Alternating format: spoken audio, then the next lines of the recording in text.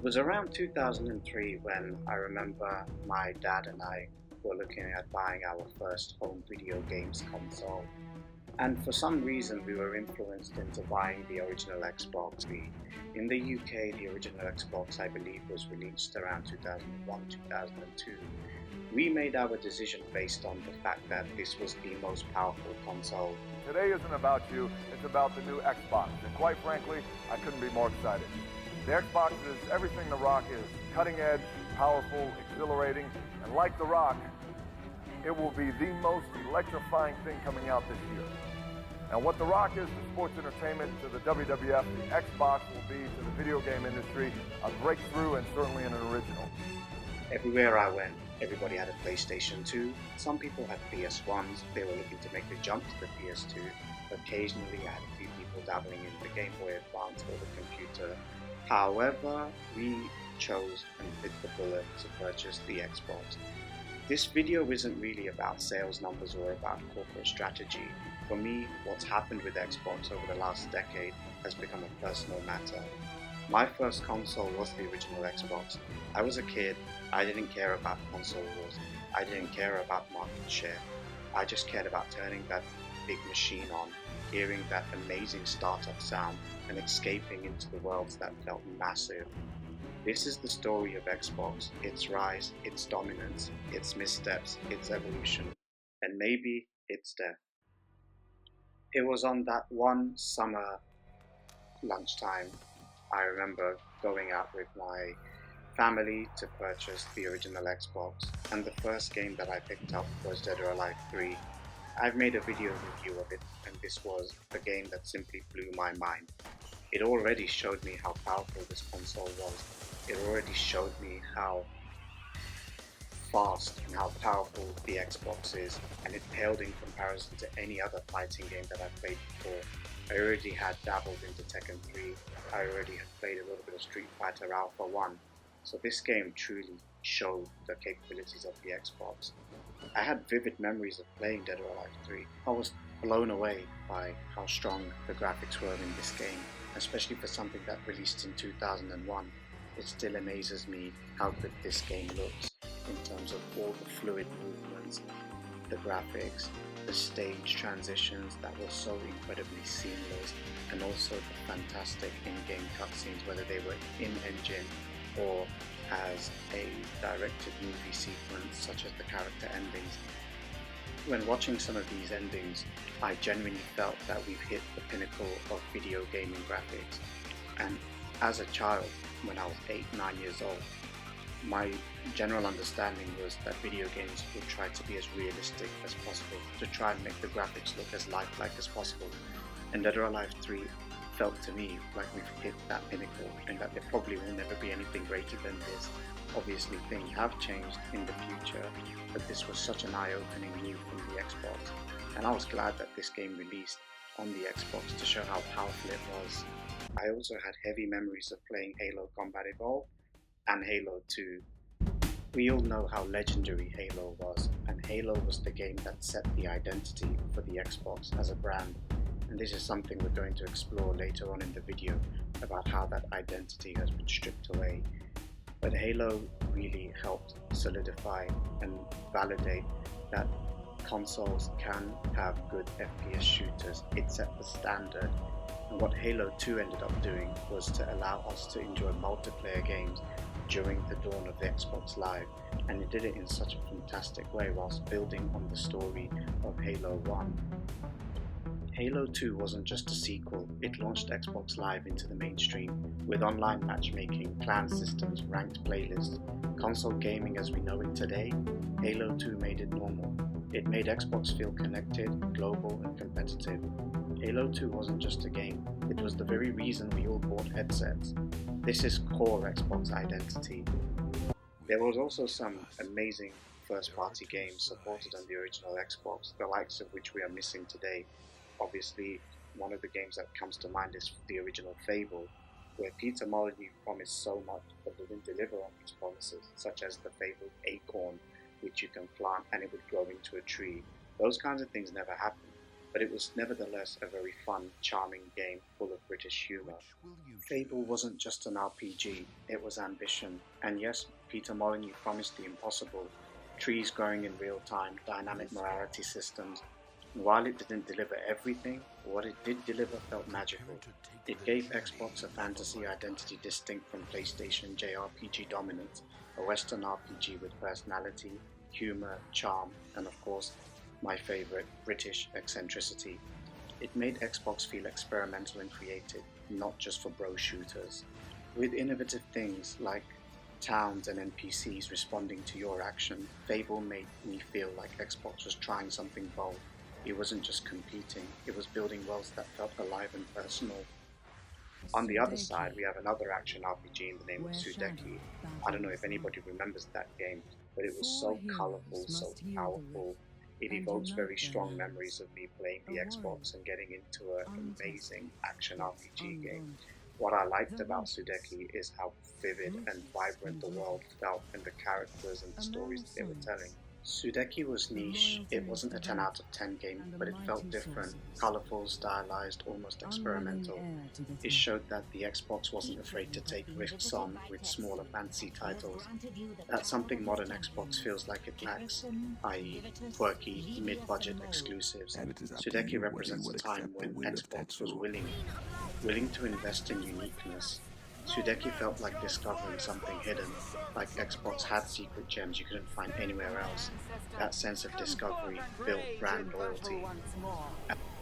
I never managed to finish Sudeki because my Xbox sadly died at that time, but it's a game that makes me feel it is locked onto the system. It is available on the PC, but just to have a physical copy of Sudeki again makes me feel like buying an original Xbox just to relive those memories. Going back to Halo, Halo wasn't just a game. It revolutionized the meaning of first-person shooting games on the console. It refined the controls in such a way that made the industry believe that console gaming could support first-person shooters away from the PC market. It was a revolutionary game, and what Halo did for the industry was immense. It is such a sad state right now to see where Halo is currently, but Halo pioneered so much going forward. For instance, it was one of those games that broke records. People were at launch nights around midnight waiting for long hours just to get a copy of the game ready to play online. Halo 2 came, and again that further pioneered how Xbox Live was to develop. It wasn't just a game. Halo was involving sleepovers, split screen, passing the controller. Halo Combat Evolved released at a time when there was no online play, where there was no broadband connectivity for the Xbox at the time. I remember days where people would carry massive CRT screens and link up all their consoles, all the Xboxes, just to play a massive round of multiplayer deathmatch. Everybody at school around me had a PlayStation 2, some had a GameCube. I was the only kid in my class that owned an Xbox. I remember many times defending the Xbox tooth and nail, telling people how the Xbox is the most powerful console and that the PlayStation 2 wouldn't even come close. Sadly, the stats show that the PlayStation 2 overwhelmingly defeated the Xbox in terms of sales in huge numbers, and that's not something that anyone can take away from the PlayStation 2. Sadly, I missed out on amazing exclusives like Tekken 4, Tekken 5, Gran Turismo, games like Devil May Cry that I could have experienced as a child, games like Final Fantasy X, Final Fantasy XII, even Soul Calibur 3, which was only exclusively released on the PlayStation 3 up until now. So the decision to buy an Xbox did come with a lot of risks. I missed out on a lot of games. However, up until a point, I still stand firm, and at some point I've lost my loyalty to the brand, but I followed it through to its darkest times. Fast forward to 2005, a debate was raging: which was the best console, Xbox 360 or PS3. We all knew that the Nintendo Wii was not comparable in terms of sheer powerhouse and sheer graphical capabilities. I stuck with the 360 through and through. Although I did own a PS3 3 years later, my first console on the 7th generation era was the Xbox 360. I trusted the brand and I didn't hesitate. I lived through the Red Ring of Death. It happened to my cousin 4 times, and he had to ship his console out 4 times to have it repaired until he decided to buy one of the newer Xbox 360 Slim. In this horrific perfect storm. Some faulty Xbox 360s are literally melting down while running certain games. It was a slow rolling thing, like really understanding how big the problem was. It started to really be concerning, and the numbers started to grow. I had a sick feeling in my stomach. Microsoft hasn't specified the cause, but users say the console's cooling system just can't take the heat of a lot of play. We were just having failure after failure. The problem was huge. Mine just crashed this holiday season. Get one back, turn it on, didn't even work. No! Again! But that's how strong the 360 era was, despite the financial somewhat disaster that Microsoft had to cough up and deal with. The Xbox 360 was still well loved by fans and well remembered by myself. I remember that we had amazing games such as Halo 3. Halo 3 was such a great game. The menus were just pure classic. The multiplayer experience was unchallenged, and I've had the most fun on multiplayer playing that game. The maps were amazing. They felt fun to be in. And the thing that I cherish the most about Halo 3 is couch co-op, where me and my cousin, I can count on both my hands how many times we finished Halo's campaign on Legendary together. It was the most fun experience I've had playing a video game with somebody many times. The experience never got boring. We also enjoyed the experience of playing Halo 3 ODST in the firefight mode. I remember when that mode came out, I told my cousin, oh my gosh, there's an infinite mode. Like if you don't die, you can theoretically play this game for an infinite amount of hours. We spent countless hours enjoying Halo 3 and ODST and making funny innuendos and burps about some of the things that would happen in the game, for instance. We spent countless amount of late nights during our summer holidays just enjoying couch co-op, which is a feature missed so sorely nowadays. Matches were fun and there was a lot of trash talk in the lobbies and the parties, which I don't feel that we have a lot of to this day. We also got introduced with the Gears of War series, which was just such a bro game, chopping up enemies with a gun that had a chainsaw attached to it. I mean, that is outrageous and incredible. I also do have fun memories playing Fable 2 on the 360. The storytelling in that game could have been better, but it was still a good follow-up to the original Fable 1. I don't think the colors and the imagery and the graphics popped as much as the original Fable, but nevertheless the Xbox 360 was truly blessed to have such a game in its ranks. Where the 360 didn't sell well in Japan, I also had Lost Odyssey. This was one of the most incredible JRPGs of its time in my opinion. Somewhat of a way to get your Final Fantasy itch if you missed out on those kinds of epic JRPG games on the PS2. If you, like myself, didn't own the original PlayStation 2 and missed out on the incredible arsenal of JRPG games. Lost Odyssey was one of the games that pioneered 4 discs, and that in itself was a bit of a technical marvel for me to enjoy. Playing a game spanned out across 4 CDs, it showed that the Xbox really was able to accommodate to true epic storytelling. The Xbox 360 also had a lot of racing games. It obviously had 3 Forza Motorsport games, including Forza Motorsport 4, which is arguably the best Forza Motorsport game in the franchise. But it also came with Forza Horizon 1, released near the end of the Xbox 360's life cycle. Up until this point, Forza had been about precision, simulation, car culture, and track racing. Forza Horizon 1 showed up and it changed the tone completely. It wasn't just a spin-off, it was a statement. The Horizon Festival setting made racing feel alive with crowds, music, big energy, summer vibes. It felt youthful, modern, and cool. Xbox suddenly wasn't just a serious racing console, it was a fun one. Open world racing wasn't new, but Horizon polished it. It didn't abandon realism, it made realism exciting. You could cruise at sunset, street race through canyons, discover hidden cars, and it felt aspirational. When Forza Horizon launched in 2012, it felt like Xbox was taking a risk and absolutely nailing it. It wasn't just about precision anymore. It was about atmosphere, freedom, music, culture, and it made racing feel alive. Horizon showed that Xbox could evolve its own franchises instead of just refining them.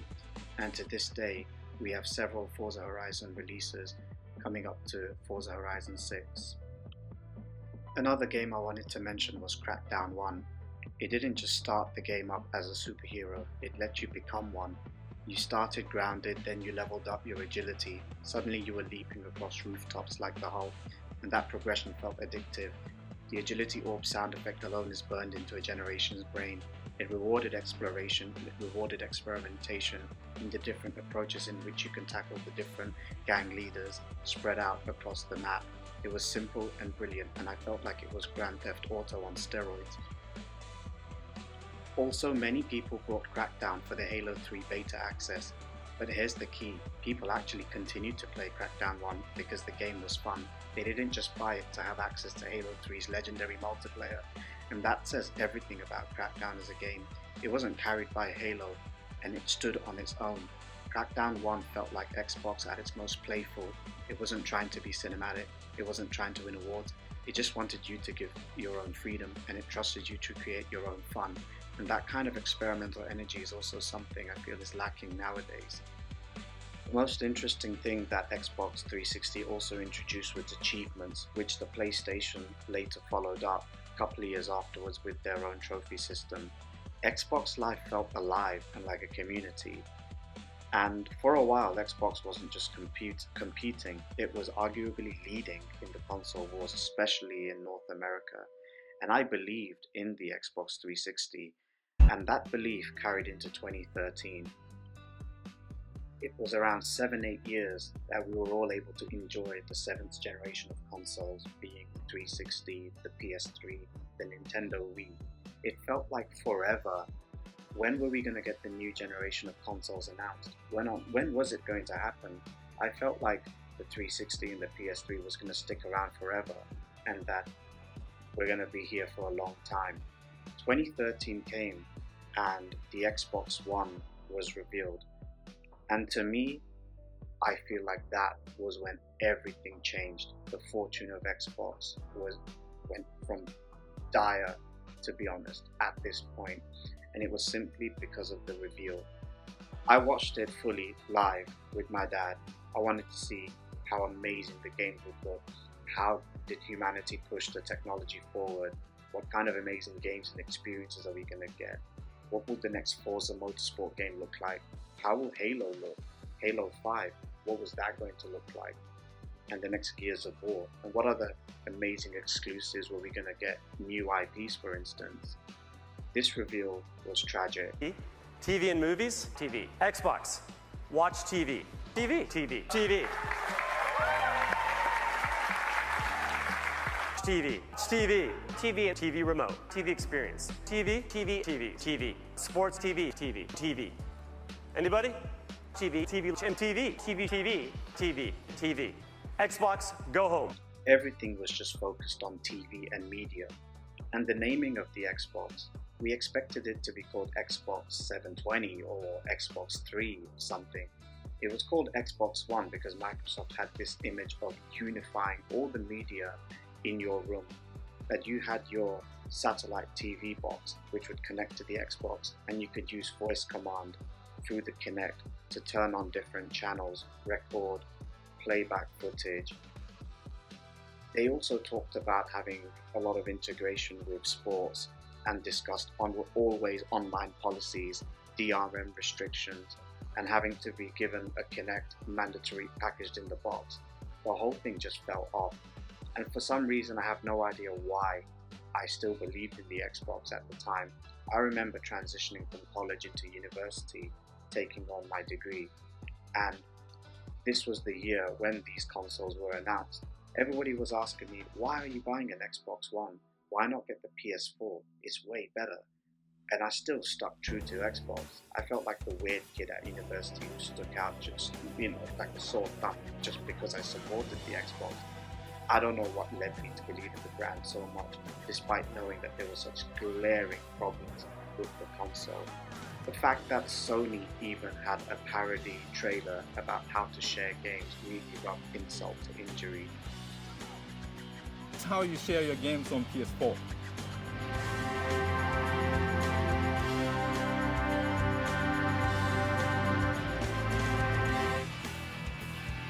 Thanks. PlayStation. Microsoft was able to explain why they demanded that you could not swap your physical games with a valid enough reason. And this made the situation worrying because for 2013, I believe physical games were still a thing, and a lot of ways in which people enjoyed physical game media was by sharing games or trading them in at the local GameStop or your game shop or even eBay, for instance, where you could get the games at a reasonably cheaper price. And to have that locked away just felt really, really bizarre. To add further insult to injury, Don Mattrick was on record saying that you would need an always online functionality for the new Xbox consoles. And a question was posed to him where if you were in the military or in a submarine and you didn't have an always online connection, what was your options? Well, have a 360. Go play something in the last generation because there's still amazing games there. And I think people could have arguably gone the other way if we didn't do it, and fortunately we have a product for people who aren't able to get some form of connectivity. It's called Xbox 360. Right.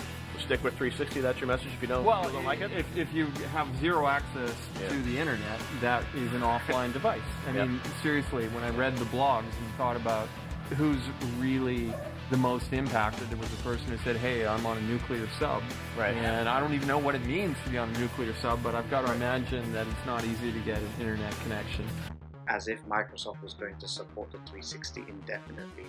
The rationale for that was such that having an online connection non-stop was to allow greater immersive experiences, which is not necessarily true even to this day. But that was such a poorly worded response for a very, very valid reason. And I think that did not rub off well on Microsoft. But going back to that conference, not much was mentioned in terms of games. We didn't see any exclusivity. Every break that there was met with muted applause. There was nothing exciting. Nobody cared for a console having TV experiences integrated with the console. People wanted to see the video games for this flashy new console. Later on, we realized that there was going to be huge power discrepancies between the Xbox One and the PlayStation 4. PlayStation knew day one with the PS3, and if I remember, the cost of a PlayStation 4 was going to be far less than what the Xbox One was providing. So you were buying an inferior console that costed £100 more, which made no sense. And I still don't have a clue why I even pre-ordered an Xbox One. I really don't understand why. I did eventually buy a PlayStation 4, but I have no clue what kept me supporting the Xbox to its darkest time. I think it goes back to how much I enjoyed the brand originally when I was a child and growing up with the 360. As time went on, 2 years later, leadership of the Xbox brand changed and we had Phil Spencer come into the fray. And that's when I thought maybe they could revive the Xbox brand from the ashes, from the damage that they have caused with their disastrous launch. I will give Xbox some credit here. The backwards compatibility program was announced in E3 2015, when Microsoft announced that Xbox 360 titles would run natively on Xbox One, often enhanced. It felt like they respected my history. They added amazing titles such as the Mass Effect trilogy, the Halo Xbox 360 set. They even included Elder Scrolls Oblivion, which was and Fallout, which was very, very well done. And it allowed me to enjoy those games at a much more better resolution with better graphical fidelity. It allowed me to go back into the past whilst enjoying these games played at a far better capability through the power that the Xbox One offered.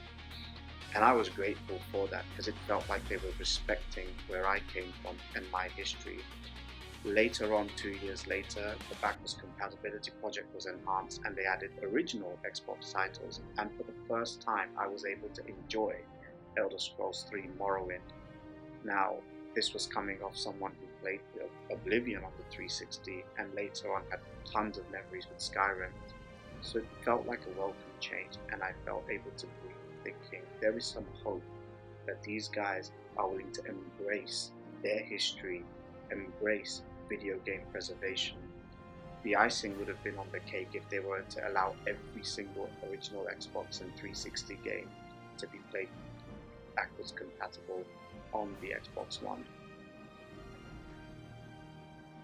Older titles ran smoother with a higher resolution, some even supported auto HDR. On modern Xbox consoles, backwards compatible titles often feel better than ever, and honestly today I use my Xbox mostly to replay older games, not for the new must-have exclusives, for nostalgia, for smoother frame rates, for auto HDR enhancements. And that realization hit me recently. Why is my next-gen machine primarily a legacy box?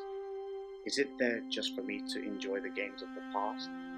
Well, that's fine, but am I really able to enjoy things of the future? And this leads me to my next point. Where are the exclusives for the Xbox nowadays? Since 2013, I have felt a massive drought in the exclusivity access to games on the Xbox.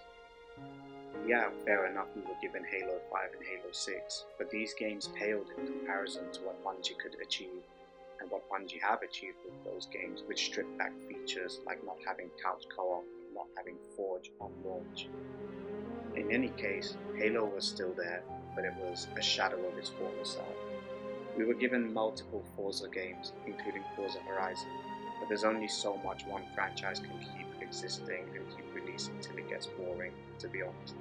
We had Gears of War 4, Gears of War 5, and, you know, it is what it is. But what about new first-party exclusives, new IPs?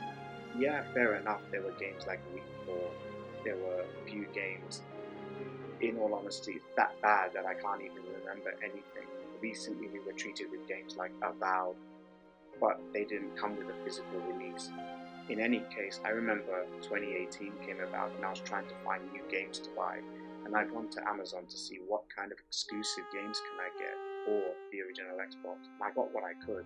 Quantum Break, Recall, those are the only ones that I can truly really think of. Crackdown 3, which was incredibly controversial in any case. I got my 5 hours of fun from that game.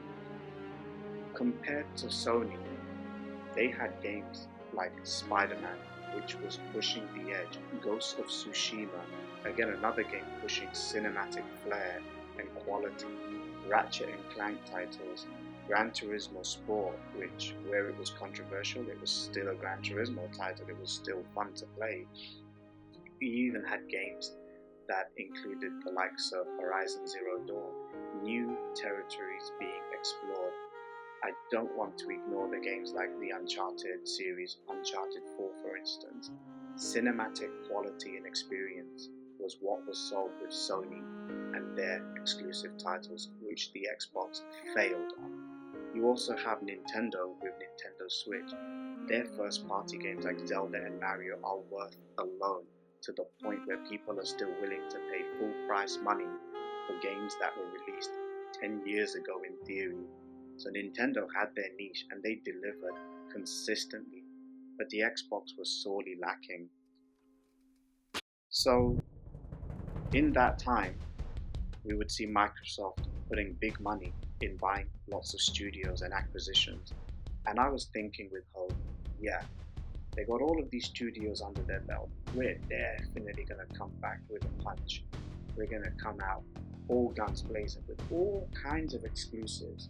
And every single E3 that went by, I would sit and watch the Microsoft conference more so than the Sony one, because again, I had that belief that they would come out with incredible titles.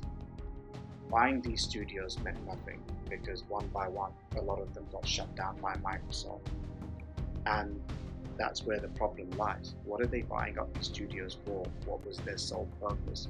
What is the actual aim? Games like Scalebound was highly awaited, that got shut down. There was a Fable project that was announced, that got shut down.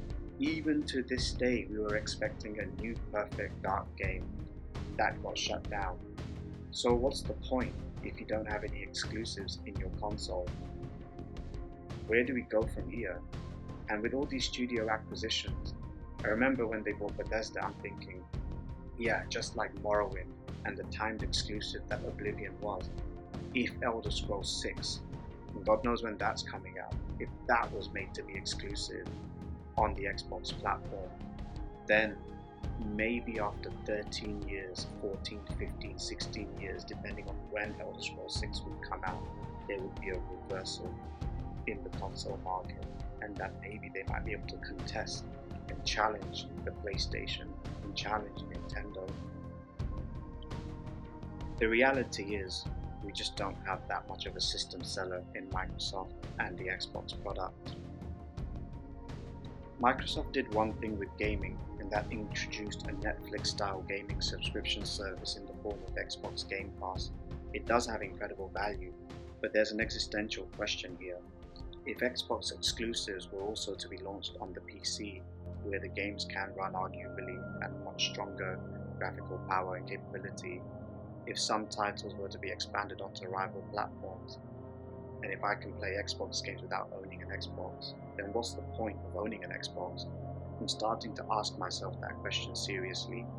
When I was a kid, owning an Xbox meant something. It allowed me to play these wonderful exclusives like Fable, like Forza, like Gears of War, like Halo, for God's sakes. Now, it just feels like I own a gaming subscription machine and a backwards compatibility powerhouse. It doesn't seem like a must-own console. I'm now starting to realize how big of a difficult pill it was to swallow for those that were invested in Sega consoles when they saw their mascot Sonic the Hedgehog on a GameCube, when Sega died out of the console industry and their biggest rival being Nintendo has taken up support of one of their biggest franchises. And for me, that happened when Halo was announced on PlayStation 5. I've got nothing to say about that, because to me, I associated Halo with Xbox. We were seeing this happening though. The writing was on the wall. The Sea of Thieves, a rare game created by a company bought by Microsoft in the early 2000s. When that went over to Sony, that was when that chain was unraveling really quickly. We saw a Gears of War remake going on to the PlayStation 5, Forza Horizon 5 going on to PlayStation 5, but for Halo to go on to PlayStation 5, to go on to Sony, I could never have imagined that happening several years ago. I guess I'm not surprised now, because I think with how well PlayStation is dominating the market, the gaming industry, for Halo to survive, in my honest opinion, it probably would do some good. And I think the most amazing thing would be if they were to allow the MCC, the Master Chief Collection, to be released in full on Sony, on PlayStation 5. It would rejuvenate the online multiplayer space. I can imagine the one guy that has stayed loyal to Sony for the right reason, finally getting their hands on Halo, finally being able to experience a taste of our world, the world of Xbox, how amazing and epic Halo was. That would truly bring life to a dead game, because you have to remember, MCC launched in a ridiculous state, and I was there.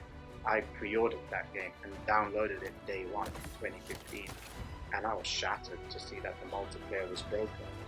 This goes forward to another point, being that Halo, Microsoft's flagship franchise, the face of Xbox, was mismanaged and mishandled by 343 Industries. I was looking forward to reliving my days of Halo 3 multiplayer, to experiencing Halo 2 multiplayer, which I never was able to. As a child, I had no idea how broadband worked. My parents didn't have much of an idea about it either.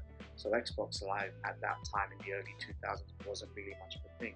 And to experience Halo Combat Evolved first time on console, online, on Xbox Live, that was robbed away. It was taken away from us.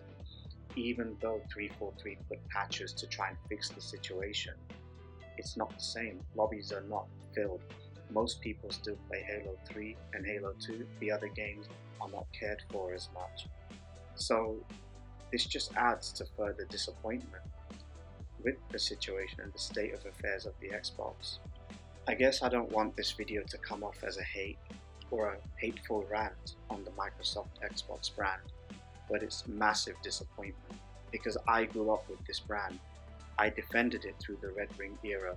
I defended it against those kids at school and those guys at university literally having a go at me or looking at me questionably thinking, oh god, he's that guy with the Xbox. We're the Sony guys, we'll stick with PlayStation. I fought tooth and nail to defend Microsoft and Xbox. I had such heavy expectations with Microsoft as a brand over the last 13 years. Ultimately, I think 2013 was when the tombstone was put on the Xbox brand, and they've never really been able to recover from that disaster, that disastrous conference where the focus was all about television. I believed in the ecosystem that Microsoft provided, but today I'm realizing something quite profound. Sony dominates with cinematic prestige in their exclusive titles. Nintendo dominates timeless creativity with their first-party titles. Xbox dominates access. Access is powerful, but it doesn't create identity the same way exclusives do.